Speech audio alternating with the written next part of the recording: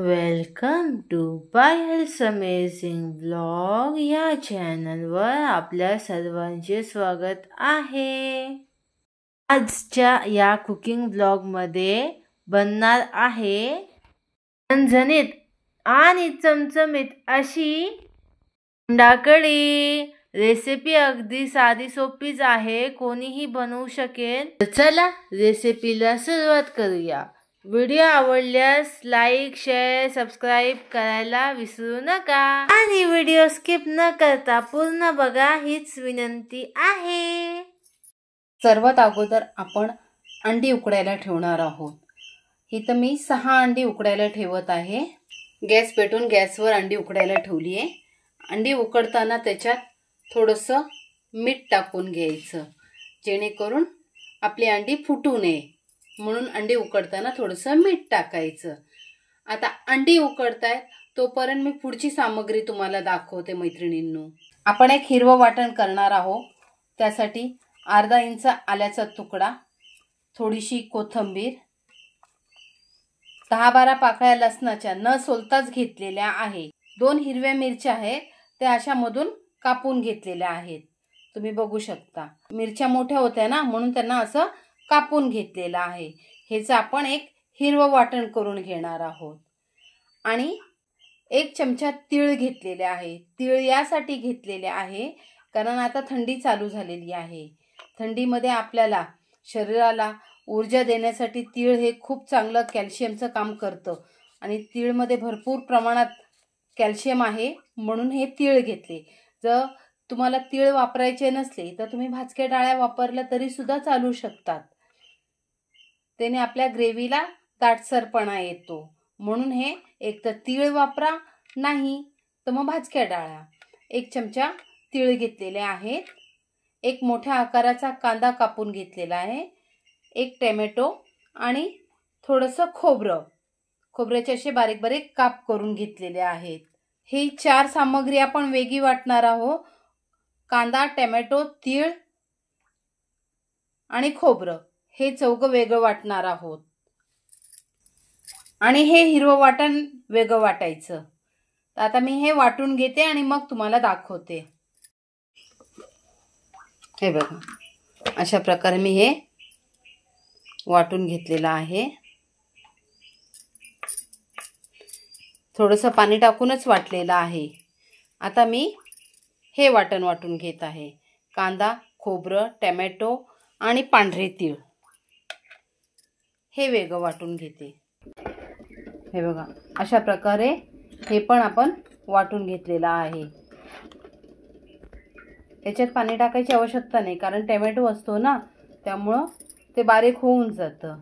इथे एका साईडला आपली अंडी सुद्धा उकडून झालेली आहे। आता मी गॅस बंद करते आणि आपण फोडणीची तयारी करूया। मी इथे पॅन मध्ये 2 चमचे तेल टाकून घेतलेलं आहे। तेल गरम झालं की 1 चमचा लाल तिखट मसाला, तिखटाचं प्रमाण तुम्ही तुमच्या आवडीनुसार कमी अधिक करू शकता। व्यवस्थित हलवून घ्यायचं आणि आपण वाटण घेतलेलं हिरवं वाटण, आलं, लसूण, मिरची, कोथिंबीर हे टाकून चांगलं असं ह्याला फ्राय करून घ्यायचं।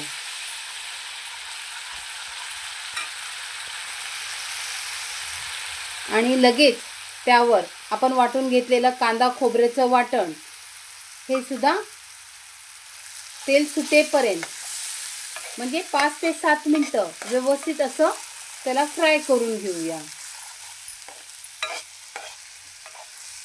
मसाला फ्राय होतोय तोपर्यंत आपण अंडी सोलून 4 अंड्यांचं कालवण करते। 2 अंडी बाजूला ठेवलेली आहे। बघा, इथं आपली अंडी पण सोलून झालेली आहेत। अशा चिरा मारून घेतल्या ना की हा जो मसाला असतो ना तो आतपर्यंत लागतो, त्यासाठी आपण अशा चिरा मारून घ्यायच्या। इथे आपला मसाला पण चांगला भाजून झालेला आहे। आता हा मसाला थोडासा बाजूला करायचा आणि मध्यभागी थोडंसं अगदी नावापुरती तेल टाकायचं आणि ह्या तेलावर कांदा लसूण मसाला टाकून घ्यायचा आणि त्यावर आपल्याला ही अंडी थोडीशी फ्राय करायची आहेत.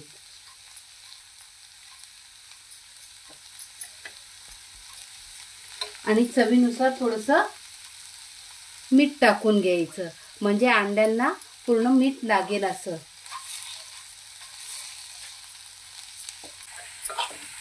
आता सर्व मिश्रण आपण व्यवस्थित असं हलवून घ्यायचं. मसाला करपतो ना, त्यासाठी गॅस बारीकच ठेवायचा.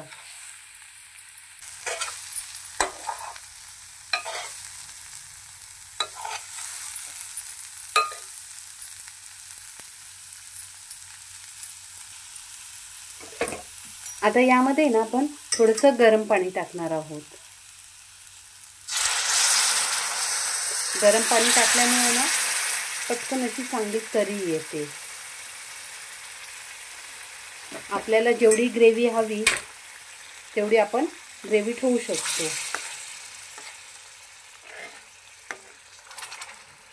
आणि गॅस बारीक करून चांगलं ह्याला 7-8 मिनिटं उकळून घेऊया.